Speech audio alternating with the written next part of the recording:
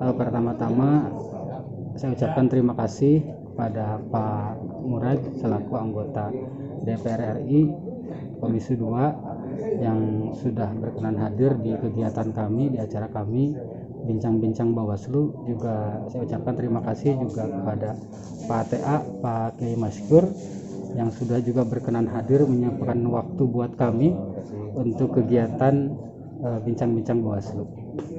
Yang pertama, tentu Kota Sukabumi hari ini tidak melaksanakan pilkada, berbeda dengan Bawaslu Kabupaten Sukabumi ataupun penyelenggara pemilu di beberapa wilayah yang ada di Indonesia.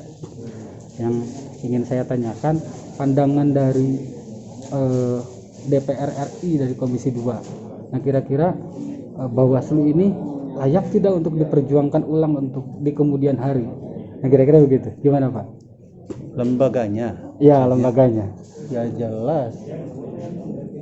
Bawaslu itu eksistensinya sangat penting sebagai penyelenggara pemilu, karena tidak mungkin penyelenggaraan pemilu ini bisa lebih baik, bisa lebih tertib tanpa ada lembaga yang mengawasi. Itulah barangkali tugasnya dari Bawaslu. Ya, jadi kelembagaan Bawaslu malah kan diperjuangkan di DPR juga supaya sama. Tidak ad hoc ya, sama seperti KPU. Kalau dulu kan Bawaslu ini sebagai ad hoc ya, kita kan di DPR kita sama pendapat. Bawaslu itu tidak ad hoc karena fungsinya juga sama sebagai penyelenggara pemilu dan fungsinya fungsi pengawasan. Saya kira fungsi pengawasan ini punya posisi yang penting dalam manajemen. Semua manajemen juga perlu kontrol. Nah, menurut Bapak, pandangan dari Komisi 2, ada nggak yang perlu diperbaiki dari sistem kerja Bawaslu di kabupaten kota secara keseluruhan? Kalau saya kan mungkin nggak melihat secara parsial. Komisi 2 itu melihatnya secara menyeluruh ya, kelembagaan Bawaslu. Ya, nanti kita keluhan-keluhannya dari kota, kabupaten, provinsi apa nanti akan sampai dari Bawaslu pusat di DPR RI. Ya, saya kira itu ya. Kita tidak parsial lah. Kita harus melihatnya secara nasional. Ya. Sebelum nanti dilanjut, nah ini kan ada beberapa program yang memang secara sengaja itu dituangkan dalam visi misi Bawaslu, Pak TA. Nah, dulu kan di periode 2017-2022 ya Pak TA ya, ada yang dinamakan dengan program pengawasan partisipatif. Nah, yang digambarkan pengawasan partisipatif menurut Bawaslu itu kira-kira gimana Pak TA? Ya, jadi menyambung apa yang tadi disampaikan oleh Pak Muras ya.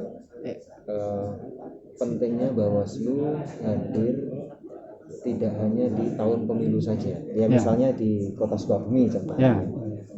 Itu salah satu programnya untuk mengisi agar Bawaslu yang lembaganya sudah tetap, tetapi tidak hanya bekerja di tahapan saja. Salah satu program Bawaslu adalah pengawasan partisipatif. Pengawasan partisipatif itu terbagi dua: partisipasi masyarakat dan partisipasi partisipan. Jadi dua. Nah, partisipasi partisipan itu yang akan kita laksanakan pada hari ini.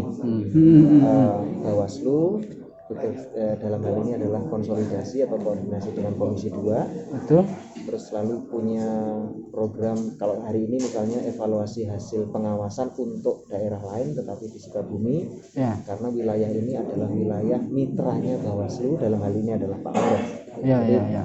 Jadi dalam hal ini misalnya Pak Muras sebagai perwakilan dari Komisi 2 sekaligus perwakilan dari partai politik, itu kemudian mendapatkan diskusi atau pengalaman bagaimana pengalaman pilkada di tempat lain untuk teman-teman atau teman-teman di Kota Sukabumi. Itu yang pertama. Yang kedua, tentu yang Anda sebutkan tadi, pengawasan partisipatif. Untuk komponen ini itu untuk masyarakat, misalnya kayak untuk pemantau pemilu, untuk LSM, untuk ormas dan seterusnya. Nah, di komponen ini di tahun ini karena nggak ada pilkada kan tahun ini, betul. Itu di Bawaslu cukup besar komponennya. karena pengawasan partisipatif di tahun ini itu menjadi prioritas nasional. Menjadi prioritas nasional. Jadi nanti jumlahnya hampir sama dengan jumlah pilkada, 240 kabupaten kota yang akan dilaksanakan. Nah, ini total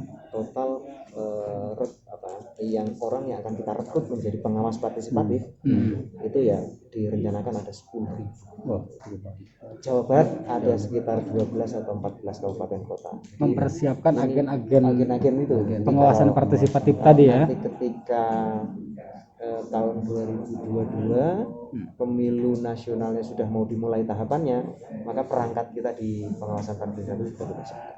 Salah satunya itu agar menjawab pertanyaan Pak Muros tadi, ngapain Bawaslu di tahun yang non pemilu? Daripada ya kan, karena sudah diakui eksistensinya. Kecuali kalau di tahun depan Pak Muros kembali rapat dengan teman-teman di Komisi 2, kira-kira Undang-Undang 7 ini diubah atau tidak. Nah, baru kita bingung lagi ya. Baru kita bingung lagi. Nah, yang saya dengar kan bahwa Bawaslu Republik Indonesia ini memang sudah membuatkan pusat kajian untuk balai pusat pengawasan partisipatif ya. Nah, Puslitbang Diklat. Nah, itu rancang bangun Puslitbang Diklat itu seperti apa kan? Betul. Jadi sama juga dengan kementerian lembaga yang lain, untuk mulai tahun ini itu memang ada perombakan struktur ya. Itu kan sudah ada ketentuannya bahwa di setiap lembaga itu sekarang ada peralihan dari jabatan struktural ke jabatan fungsional. Jadi katakan eselon 3 dan eselon 4 di Bawaslu sudah tidak ada di level Bawaslu provinsi ya. Di level Bawaslu RI eselon 4 dan 3 nggak ada, yang ada cuma eselon 2 kepala biro. Nah, memang jabatan strukturalnya hilang, tetapi jumlah kepala bironya di eselon 2 itu nambah. Totalnya sekitar 16 kalau nggak salah ya. Nah, salah satunya bironya itu adalah biro dalam hal ini adalah Pusat Penelitian Pengembangan dan Pendidikan, dipimpin oleh Kapus baru bulan ini. Nah, inilah yang sebenarnya kita rencanakan untuk menjadi dapur, kira-kira ya, menjadi dapur. Karena seringkali kita rasakan begini, setiap kali ada pemilu, undang-undangnya selalu rasanya perlu dirubah. Ya, betul. Ini berubah lagi. Jadi tidak tetap gitu ya. Tetap perlu. Padahal kan salah satu ciri yang baik itu adalah pemilu itu konsisten, berapa tahun konsisten. Kalaupun diubah, ya nanti berapa pemilu lagi. Nah, Puslit ini sebenarnya ingin menjawab tantangan itu. Nanti kalau Pak Muros dan teman-teman coba kajiannya Bawaslu yang agak lebih mendalam, kira-kira ini dapil perlu kita ubah apa enggak? Misalnya. Atau sistemnya harus terbuka atau tertutup atau setengah terbuka atau tertutup sebagian misalnya. Puslit coba presentasi. Nah itu hadir di Pusdiklat itu ya? Di Pusdiklat. Jadi semua sifat yang penelitian itu ada. Dulu namanya analisis di Bawaslu, cuman analisis belum kuat, dia hanya setingkat eselon 3, tapi kalau masih kuat, dan orang-orangnya sekarang sudah tambah Widya Suara dan seterusnya. Jadi penataan kelembagaan ini mudah-mudahan ya semakin memperkuat Bawaslu, termasuk juga meningkatkan kualitas pemilu dan pilkada. Selanjutnya kira-kira yang kalau ngobrolin soal dukungan, ini soal mendukung ini kan seluruh kelembagaan ini sudah menjadi kewajiban bersama. Nah, kira-kira dari pandangan dari Komisi 2 yang dukungan untuk Pusdiklat itu kira-kira seperti apa, Pak? Saya kira kalau saya pribadi mungkin sekarang ya sebagai anggota Komisi 2, tidak bicara Komisi 2-nya dulu. Ya. Secara pribadi untuk peningkatan SDM itu kan salah satunya melalui Diklat. SDM ini kan bukan hanya SDM internal Bawaslu, tapi seperti yang disampaikan tadi oleh Pak Syakur, perlu pengawasan partisipatif ini perlu, dan saya kira sudah menjadi hal kebutuhan ya bagi penyelenggara pemilu. Ya kalau sekarang menitipkan terhadap lembaga-lembaga tertentu untuk melakukan diklat mungkin kan terlalu umum begitu ya. Jadi memang harus ada spesialis. Kalau sekarang Bawaslu membentuk organisasi badan diklat tersendiri untuk mengkader para partisipan di pengawasan, saya kira itu baik sekali, tentu saya dukung ya. Karena hari ini kan fungsi pengawasan ini memang betul-betul harus dilaksanakan ya. Dan isu-isu masih banyak berkembang tentang demokrasi kita disebut menurun dan sebagainya. Ini kan harus ada penelitian yang lebih jauh. Saya kira itu ya. Ya, pertanyaan terakhir nih Pak nih. Kalau di pelaksanaan pemilu ataupun pilkada, kadang kan ini bagi penyelenggara pemilu, wabil khusus Bawaslu, kalau disebut galau sih galau lah ya. Karena biasanya beberapa langkah ataupun beberapa tindakan yang dilakukan oleh Bawaslu ini ditentang oleh kontestan, baik itu partai politik ataupun calon bupati ataupun wali kota. Nah, kalau dilihat dari sana, sepertinya ada yang kurang proses penyelenggaraan pilkada ataupun pemilu dari sisi penyelenggara baik itu Bawaslu ataupun KPU. Nah, kira-kira ada hal yang perlu diperbaiki selain yang dituangkan di dalam undang-undang atau langkah-langkah yang sudah dilakukan oleh KPU dan Bawaslu? Yang pertama, yang namanya orang, tidak ada orang yang senang diawasi. Ya. Itu harus dipahami.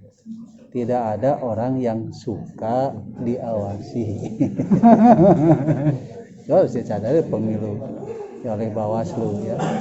Jadi yang namanya pengawas tetap aja ya, orang kalau bisa menghindar dari pengawasan. Justru disinilah barangkali Bawaslu harus menunjukkan eksistensinya secara profesional dan integritasnya. Kalau Bawaslu-nya tidak integritas, artinya tidak memperlakukan sama terhadap kontestan, maka di situ mulai kehancuran di Bawaslu. Jadi integritas, independensi, profesionalitas itu yang harus dipertahankan oleh Bawaslu. Harus dijunjung tinggi ya. Harus dijunjung tinggi. Nah, kalau sekarang masih ada hal-hal yang masih belum smooth antara Bawaslu dan KPU, ya barangkali aturannya yang harus dilihat kembali. Ya memang mungkin kadang-kadang kan dengan aturan yang sekarang kok tiba-tiba Bawaslu kayak jadi hakim, KPU jadi tersangkanya. Nah, padahal kan posisinya sama loh, lembaganya sama, sederajat. Nah, ini mungkin itu harus ada keluhan-keluhan seperti itu ya, kita luruskan. Yang jelas kan KPU itu penyelenggara teknis ya, ada aturannya, Bawaslu mengawasi teknis tadi sesuai dengan aturan yang ada. Kadang-kadang yang terjadi KPU mengacu kepada perundang-undangan yang mana, Bawaslu membuat aturan sendiri. Nah, ini kan yang suka ribut. Nah, ini yang saya juga sampaikan di komisi itu. KPU dengan Bawaslu itu ya kadang-kadang di komisi saling ini nggak boleh bicara, Anda di sini begitu. Di luar aja beresin. Jadi harus sepakat dulu, ini loh yang akan dilaksanakan, tugas KPU ini, tugas Bawaslu ini mengawasi sesuai aturan. Jadi jangan terjadi aturan Bawaslu kontradiksi dengan aturan yang dilakukan oleh KPU. Ini konon katanya itu yang terjadi ya Pak Masku. Kita luruskan. Kemarin juga sering nggak boleh lagi terjadi seperti itu. Ya sebagai contoh misalnya daftar pemilih. Betul. KPU itu memberikan peraturan perundang-undangan bahwa data pemilih itu ditentukan ya, itu adalah data tertutup misalnya itu. Karena ya dimaklumi, maksudnya sebagai daftar pemilih itu jangan dibuka dulu, biar diperbaiki dulu. Nanti kalau sudah jadi baru akan dibuka. Itu artinya diproses dulu. Nah, Bawaslu punya ketentuan perundang-undangan juga dalam hal ini Perbawaslu. Iya. Sejak awal Harus Bawaslu ngawasi. harus mendapatkan data. Salah satunya. Jadi ada dua ketentuan itu. KPU-nya menutup, Bawaslu-nya meminta sejak awal. Nah, ketentuan ini kan berbeda. Nah, nanti di ujung terus, karena kalau daftar pemilih itu kan terus-menerus. Jadi terjadi sebagai contoh kecil. Ini kalau misalnya ngomongin 2024. Sudah ada pemilu, sudah ada pilkada, tahapannya harus fix. Bayangkan kalau tidak ada komunikasi, tiba-tiba misalnya ada rekomendasi tunda tahapan, nanti tunda tahapan lagi. Ini semakin panjang. Semakin panjang gitu. Dua-duanya sebenarnya punya kontribusi yang sama ini di bagian komunikasi itu, mau Bawaslu mau KPU sama. Kalau internal refleksi saya di sesama penyelenggara pemilu salah satunya. Ya. Yang paling terakhir mungkin ada closing statement dari Pak Murad juga Pak TA soal bagaimana penyelenggara pemilu ini memandang pemilu serentak 2024. Mangga silakan.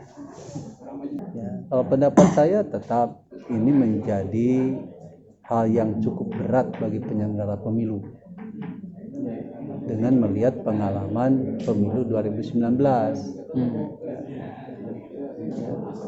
Makanya KPU dengan Bawaslu ini harus betul-betul menyiapkan tahapan secara baik dan segala macamnya secara baik.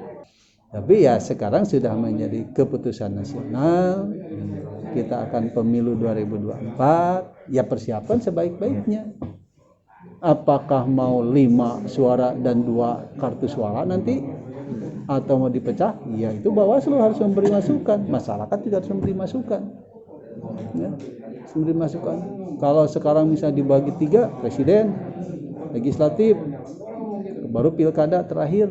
Nah, itu juga harus dihitung. Ya, irisannya kan sangat tajam itu.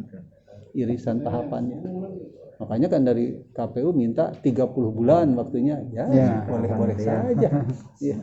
Penambahan waktu persiapan. Kita dari Komisi 2 pasti akan menyetujui apa yang diajukan oleh KPU dan Bawaslu sepanjang itu adalah untuk kebaikan. Itu saja saya kira. Siap. Kalau menurut Pak TA gimana? Ya sekaligus vitamin gitu buat kita. Tadi. Ya kalau kita sebagai pengawas pemilu ya harus siap. Iya. Apapun undang-undang itu mau diubah mau tidak diubah harus siap. Karena sebagai penyelenggara pemilu kan sudah menyatakan diri tuh bekerja penuh waktu.